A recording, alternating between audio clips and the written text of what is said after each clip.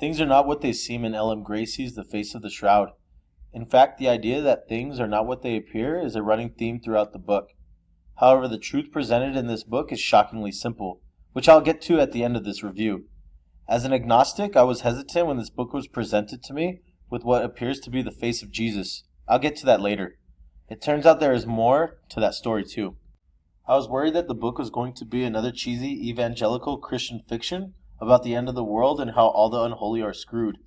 When I read the first 10 chapters for free, I was intrigued enough to go on further, not because the story hooked me, but because it challenged my expectation of what I thought a Christian fiction would be like. Nevertheless, I decided to give the book a try. For the most part, it revealed to me more of a map of our society and analysis of our current state of affairs. And so if you want a different account of society and why it all just doesn't make any sense to us, I advise you to give this book a try. Besides being a fiction book with Christian overtones, I came to realize that it is more than a fiction book.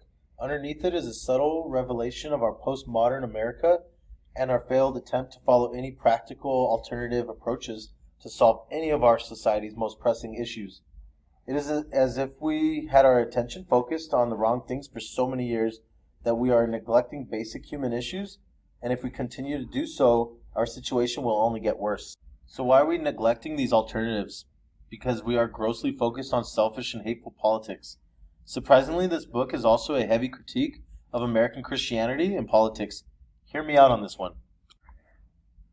Let's start with the characters. We have Olivia Weber, a strong-minded social justice warrior labeled feminist warrior who in her posh life is the only one worried about the direction of society.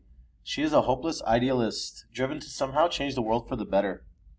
We are also introduced to Christopher, a sad, somewhat pathetic incel who for the most part is the character who finds Christianity interesting, and is also trying to help in a more hands-on approach.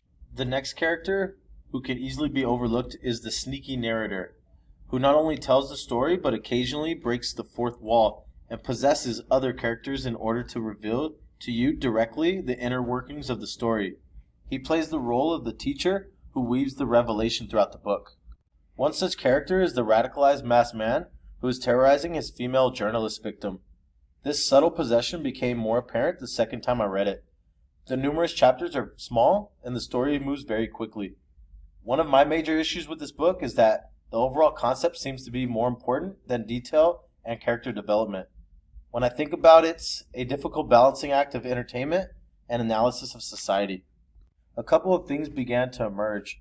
First is our society downward spiral into nihilism, another social ill that is largely ignored.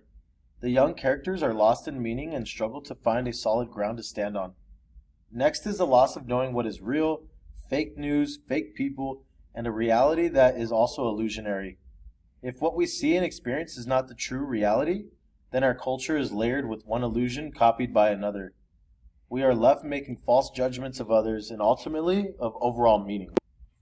And that brings me to my next point. The Christianity in America that comes to mind in America is not the version of Christianity presented in this book. It is a lot bolder and I must say leaves me haunted. The Bible is said to be true, but should not be distorted by modern minds. It presents the core thesis that all our perception of our Western ideas of justice and fight for change, that includes feminism, are rooted in the radical teaching on the Sermon of the Mount, and those who believe that their teacher was actually God who rose from the dead. The dangerous idea was that our perceptions of others must be done with love, and that is a divine command. So as entertaining as this book tries to be, it is ultimately an ethics dialogue rooted in that core theme. Taking ethics and justice in such a way would then put our current political insight into deep criticism, reducing it into immaturity. So-called Christian politics on the right serve a different, more monetary master, and politicians on the left become materialist Marxists fighting for a justice they do not existentially believe.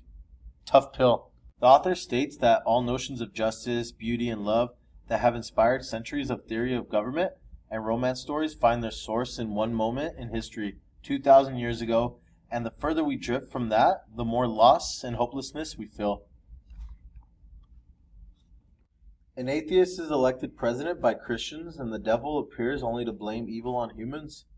There is no end of the world, and there is not heaven. Nope. What is suggested is that God has a new creation set aside, only after we learn the tough lesson of freedom. What I found positive for younger readers is a simple explanation of deep philosophical school of thought, most noticeably existentialism and phenomenology. The shroud may be real or not. The use of it is simply a plot device to drive the story. The concept of the other's face as the only true thing in the world that we are certain is real, and it is among other things what we abuse when we objectify the person behind the face. The animals are seen as a mere trophy, and others are judged as unworthy animals of our concern for infinite reasons and infinite situations. It is a unique suggestion to imply that recognition of the Holy Face is part of the workings of the Trinity and salvation. It is as if we're sickened with the blindness. Lastly, I've heard from many that the shroud has been proven a fake because of carbon dating. The story does not assume that it is truly real or not.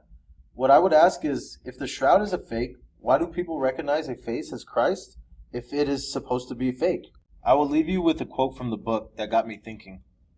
Why would an unknown medieval artist make such advanced technological achievement of art that can only be revealed by 20th century technology?